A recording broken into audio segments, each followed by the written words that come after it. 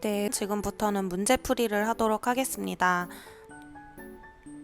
31회차 페이지 80쪽을 보면 건설기술의 의미와 특성 문제를 볼 수 있습니다. 1번부터 한번 풀어보도록 할게요.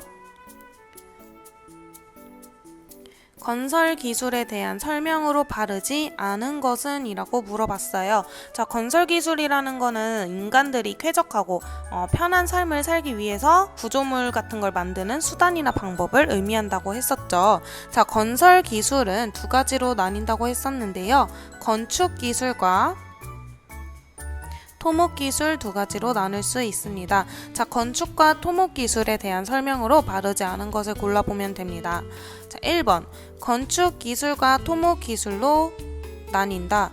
네, 건설기술은 건축기술과 토목기술로 나뉜다고 했었죠. 맞습니다. 자, 2번 토목기술은 기반시설을 구축한다. 토목기술이라는 거는 그 자연 환경을 바꿔서 구조물을 만드는 걸 말을 한다고 했어요. 교량, 도로, 댐, 철도, 상하수도 이렇게 사람들한테 편리한 시설을 주는 것을 토목기술이라고 하기 때문에 기반시설을 구축한다라는 건 정답이 되겠습니다. 자, 3번 건축기술은 쾌적한 공간을 창조한다. 네, 건축기술이라는 거는 인간이 편리하고 쾌적하게 생활하기 위해서 공간을 만드는 기술이라고 했어요. 공간.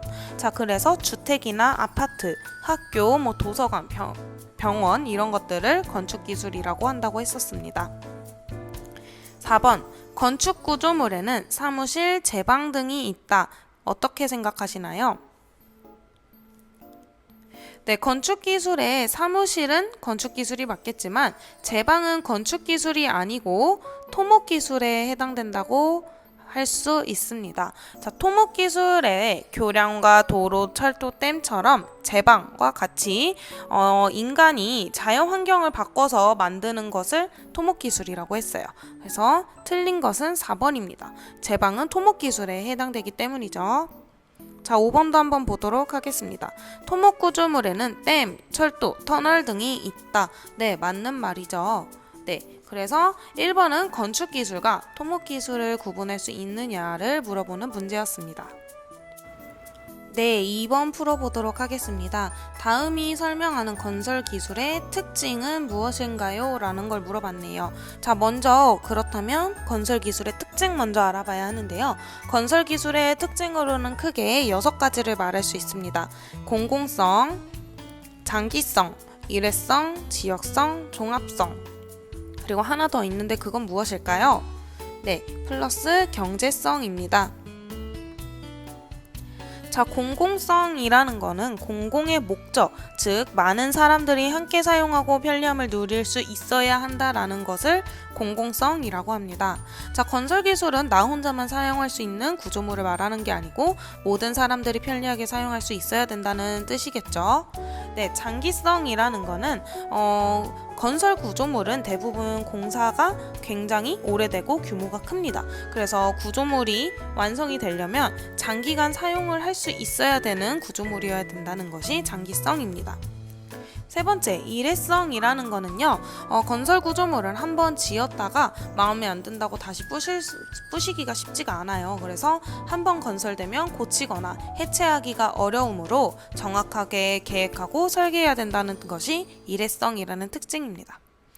자, 지역성이라는 거는요, 건설 구조물은요, 그냥 아무데나 지을 수 있는 게 아니고 형태나 규모, 용도 등을 지역에 맞춰서 자연 환경이나 사회적 조건을 고려해야 된다는 특징을 가지고 있습니다. 자, 종합성입니다. 종합성이라는 건 건설 기술을 할 때는 한 분야만을 알고 만들 수 있는 게 아니고 여러 분야의 기술과 학문을 알아야 되고 예술, 미적인 부분까지 종합적으로 구성이 되어야 된다라는 것이 종합성입니다. 자, 경제성은 건설을 할 때 많은 돈과 노동력이 필요가 되는데요. 그렇기 때문에 이런 것들이 용도나 규모, 형태 면에서 효용성과 경제성이 있는지를 확인을 해봐야 된다는 의미입니다.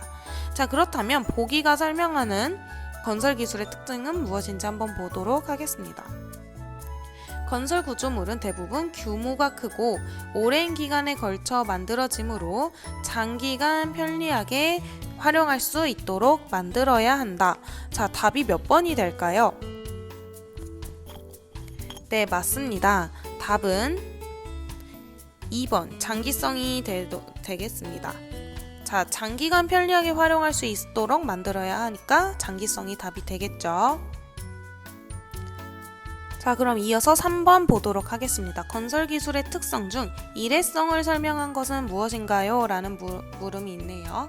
자, 일회성이라는 것에 대한 특징을 생각해 보면서 보기를 한번 보도록 하겠습니다. 자, 1번 해당 지역의 특성에 맞게 적합해야 된다. 이건 어떤 것에 대한 설명일까요? 네, 지역성에 관련된 설명이 되겠습니다. 그렇기 때문에 1번은 아니고요. 자, 2번 한번 건설되면 변경이나 해체가 어렵다. 이거는 어떤 특징일까요? 네, 맞습니다. 일회성에 대한 설명이 맞기 때문에 정답은 2번이 되도록 하겠습니다. 자, 3번부터 다른 어떤 특징을 가지고 설명을 하는지 보도록 할게요. 3번, 완성된 건설 구조물은 장기간 사용할 수 있어야 한다. 어떤 특징이죠? 네, 장기성입니다. 자, 4번, 다양한 학문과 기술이 조화를 이룰 수 있도록 해야 한다. 네, 종합성에 대한 설명입니다. 자, 5번 우리의 생활을 편리하게 하고 더 많은 사람들이 이용할 수 있어야 한다. 나 혼자만 이용하는 게 아니다. 라는 건 어떤 특징이죠? 네, 공공성입니다. 따라서 정답은 2번이 되겠습니다. 네, 다음 장 81쪽을 보도록 하겠습니다. 81쪽에는 건설 기술 시스템에 관련돼서 문제가 나와 있어요. 자, 시스템이라는 것을 앞에 영상을 봤다면 알겠지만 다시 한번 복습을 하도록 하겠습니다. 건설 기술을 할 때는 시스템, 즉 과정이 필요한데요. 그 과정에 대한 설명을 하도록 하겠습니다. 먼저 첫 번째는 투입입니다. 어떠한 재료나 자본을 투입을 하고 나면 건설을 하는 과정을 거치게 됩니다. 자, 이러한 과정에는 건설을 기획하는 것, 계획하고 설계하고 그리고 직접 만드는 시공 단계까지를 과정이라고 합니다. 자, 이러한 과정을 거치고 나면 산출 단계가 나오겠죠. 자, 산출이라는 거는 내가 원하는 건설 구조물이 산출이 된다. 즉 다 만들어지는 것을 산출이라고 합니다. 자, 이런 것들을 건설 기술 시스템이라고 하는데요. 이 와중에 산출에서 투입으로 다시 갈 수도 있고 산출에서 과정으로 다시 갈 수도 있습니다. 이런 것들 문제가 발생하면 다시 해결하기 위해서 돌아가는 것을 되먹임이라고 합니다. 자, 이 과정이 건설 기술 시스템이라는 것을 알아두고 문제를 풀어보도록 하겠습니다. 1번, 건설 기술 시스템에서 투입 단계의 요소로 바르지 않은 것은, 자, 투입 단계는 첫 번째 단계였죠. 어떤 것들을 투입하고 만들고 산출한다 라는 거였어요. 자, 1번부터 5번 중에 투입 과정이 아닌 것은, 투입 단계가 아닌 것은 몇 번일까요? 네, 정답은 2번 설계입니다. 자, 투입, 자본, 돈이 필요한 것 맞겠죠? 사람이 필요한 것도 맞아요. 내가 건설을 하고 싶은 땅이 필요한 것도 맞고요. 건설을 하기 위해서 필요한 장비들이 있을 겁니다. 자, 설계는 투입이 아닌 과정 단계입니다. 과정 단계에서 설계를 해서 직접 만드는 것까지를 과정 단계라고 합니다. 따라서 답은 2번이 되도록 하겠습니다. 네, 다음 2번을 보도록 하겠습니다. 설계도대로 공사가 진행되는지 감독하는 사람을 무엇이라고 할까요? 라는 것이 문제였네요. 자, 먼저 1번부터 5번까지 어떤 사람인지를 한번 보도록 하겠습니다. 자, 1번, 발주자가 누구일까요? 발주자라는 것은 건설 구조물을 만들도록 요구하는 사람이에요. 내가 어떻게 만들고 싶어 라고 요구를 하는 사람이 발주자라고 하는 사람입니다. 자, 발주자가 건설 구조물을 만들도록 요구를 하면 설계자라는 사람이 발주자의 구상과 요구 조건을 검토해서 설계 도면을 작성하게 됩니다. 네, 설계 도면을 작성한 걸 따라서 시공자가 도면에 따라 직접 공사를 시행하게 돼요. 자, 그러면 이 공사를 시공자가 설계 도면대로 공사를 하고 있는지 관리하고 감독하는 것이 감리자의 역할입니다. 네, 자, 그렇다면 설계도대로 공사가 진행되는지 감독하는 사람은 누구일까요? 그렇죠. 답은 3번 감리자가 되겠습니다. 자, 3번 한번 보도록 하겠습니다. 자, 3번 건설기술과 건설기술 시스템에 대한 설명으로 바르지 않은 것은 이라는 문제이네요. 자, 지금까지 앞에서 풀었던 문제, 건설기술과 건설기술 시스템 두 가지를 같이 묻는 문제입니다. 자, 1번부터 함께 보도록 하겠습니다. 1번 자연 환경으로 구조물을 만드는 것은 토목기술이다. 정답일까요?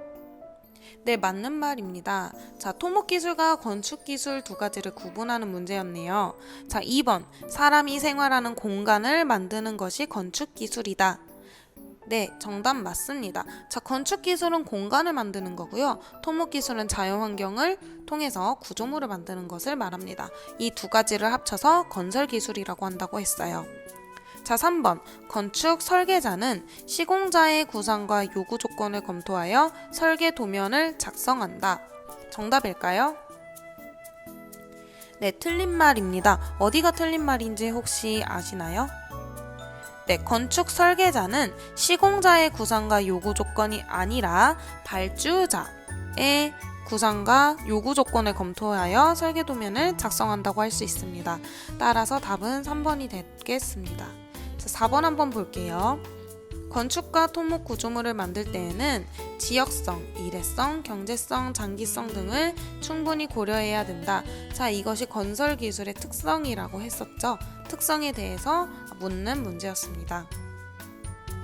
5번 보겠습니다. 건설기술 시스템은 건설 구조물을 만들기 위해서 기획하고 계획 및 설계하고 시공의 과정을 체계화한 것이다. 네, 맞는 말일까요? 네, 맞습니다. 건설기술 시스템은 체계화한 것을 과정을 거친다는 것을 의미를 한다고 했었죠. 네, 따라서 답은 3번이 되겠습니다. 네, 다음으로 넘어가서 페이지 82쪽을 보도록 하겠습니다. 건설 구조물의 종류에 대한 문제입니다. 자, 1번부터 함께 보도록 할게요. 건축 구조물과 토목 구조물이 바르게 연결된 것은? 이라는 문제네요. 자, 건축 구조물과 토목 구조물을 나눌 수 있느냐라는 질문을 하고 있는 문제예요. 자, 건축 구조물이라는 거는 사용 용도에 따라서 주거용, 살고 있는 주거용 또는 상업용, 공공용으로 나뉠 수 있고요. 토목 구조물은 자연 환경을 개선하는 거라고 했었죠. 그래서 사람들이 조금 더 편리한 생활을 할 수 있도록 만들어지는 전체적인 구조물을 말한다고 했어요. 그래서 토목 구조물은 모두가 편리하기 위한, 즉 공공성을 갖고 있고 국가나 지방자치단체에서 건설하는 경우가 많습니다. 자, 건축 구조물과 토목 구조물 두 가지가 연결되어 있는 걸 보도록 하겠습니다. 자, 1번을 한번 볼게요. 자, 학교는 건축 구조물일까요? 토목 구조물일까요? 네, 건축 구조물이 맞습니다. 자, 그렇다면 박물관은 건축일까요? 토목일까요? 네, 이것도 건축 구조물입니다. 따라서 1번은 토목 구조물이었기 때문에 정답이 아니겠습니다. 자, 2번을 한번 보도록 하겠습니다. 자, 공항은 건축 구조물일까요? 토목 구조물일까요? 이에 대해서는 말이 많은데요. 공항, 즉 그런 공항 건물 자체는 건축이라고 할 수 있습니다. 하지만 활주로는 토목 구조물이라고 할 수도 있겠죠. 자, 그렇다면 우체국은 건축일까요? 토목 구조물일까요? 네, 이것도 건축 구조물입니다. 따라서 2번도 정답이 아니겠네요. 자, 3번 댐은 건축 구조물일까요? 토목 구조물일까요? 네, 토목 구조물이 되겠습니다. 아스팔트 도로도 토목 구조물이 되겠죠? 따라서 정답이 아니겠네요. 자, 4번 한번 볼게요. 쇼핑몰은 건축일까요? 토목일까요? 네, 상업용인 건축이 되겠죠. 하수 처리장은 건축일까요? 토목일까요?